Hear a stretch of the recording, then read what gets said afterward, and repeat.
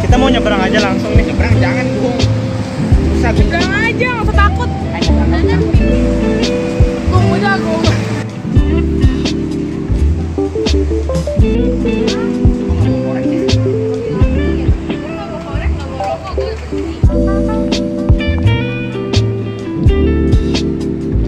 Kita boleh masuk ke ininya, gerejanya.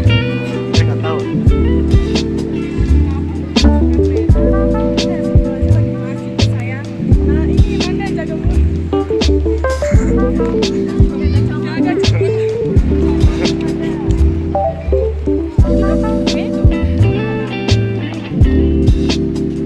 Di belakang sini ya, di balik sini.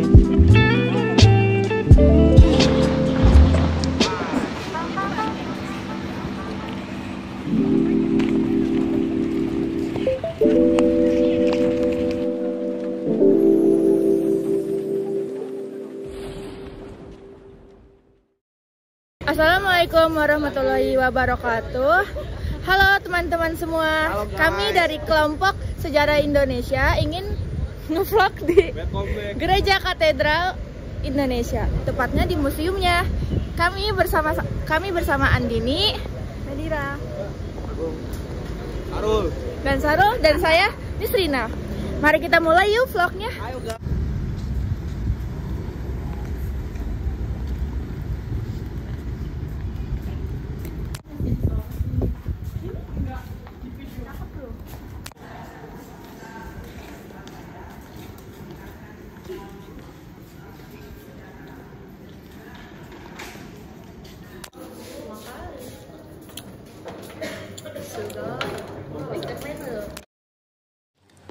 Pada ruangan ini kita diperlihatkan tentang bagaimana para misionaris di zaman dahulu berlayar ke Indonesia.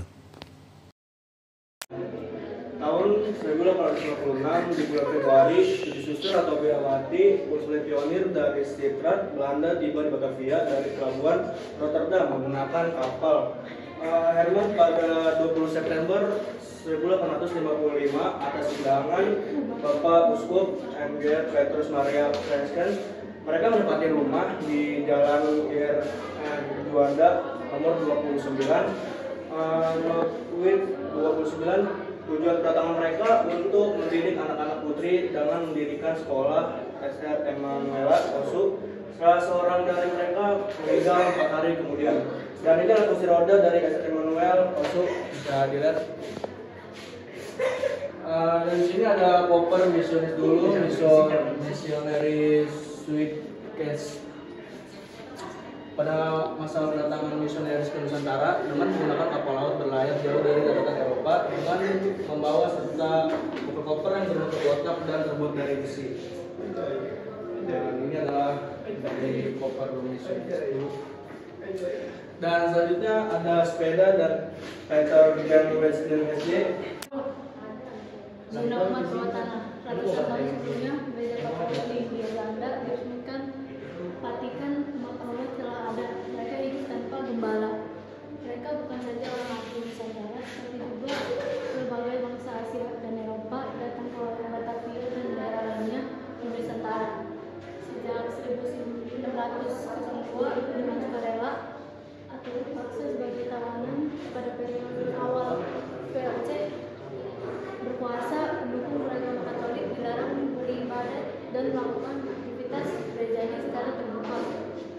Mereka melakukan semua itu dengan sembunyi-sembunyi, di mana banyak misionaris yang terbunuh. Itulah sebabnya umat Allah yang melintang tanpa gembala ini disebut sebagai umat Allah bawah tanah. Pada ruangan ini kita dapat memperoleh informasi mengenai sejarah perkembangan Gereja Katolik Katedral di Jakarta ini. Kita bisa lihat di sini disusun dari tahun 1534 hingga sampai abad ke-19. Seluruh informasi terkait sejarah dari bangunan ini itu dijelaskan di sini. Kemudian di sebelah sini kita dapat melihat tokoh-tokoh yang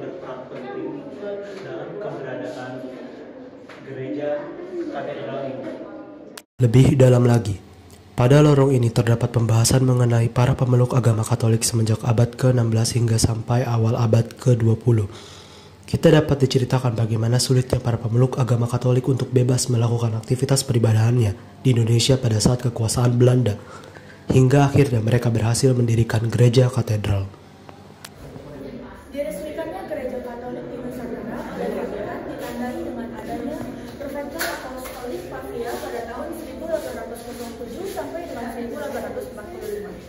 Pada periode ini ada 3 imam yang menjadi prefek apostolik yang berkedudukan di Batavia untuk melayani seluruh wilayah Hindia Belanda. Periode berikutnya adalah periode Vikariat Apostolik pada tahun 1842 sampai dengan 1961 dengan 8 uskup sebagai vikaris apostolik. Seiring dengan berbagai perubahan di Indonesia, pada tahun 1961 status Vikariat Apostolik diangkat menjadi Keuskupan Agung Jakarta. Gembala utama pada masa ini disebut Uskup Agung. Siapa saja mereka, Anda bisa menemukannya di zona ini. Yang pertama adalah MGR Jacobus Neesen pada tahun 1800. Yang kedua adalah MGR Lambertus Prinsen. Selanjutnya ini adalah berbagai orang yang telah menjabat menjadi Uskup Agung.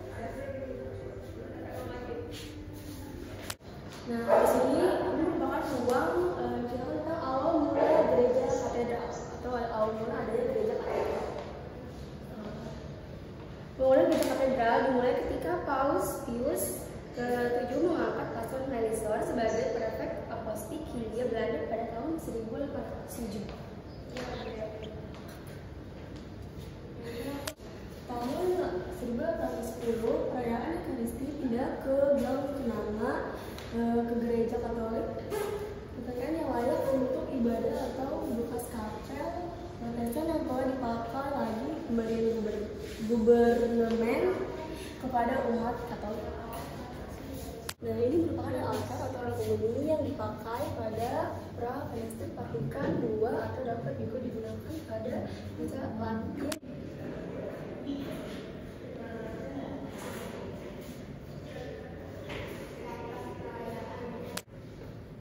Pada ruangan ini, kita dapat melihat sejumlah dokumentasi dan literatur kuno yang berkaitan dengan ajaran agama Katolik.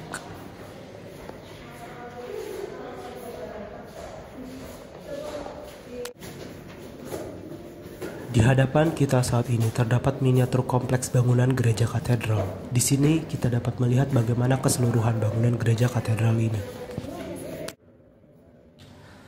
Dan pada rangkaian ruang terakhir, kita dapat melihat benda-benda peninggalan para tokoh pemuka agama Katolik dan juga karya-karya seni yang mengekspresikan estetika unsur-unsur Katolik Hindia Belanda.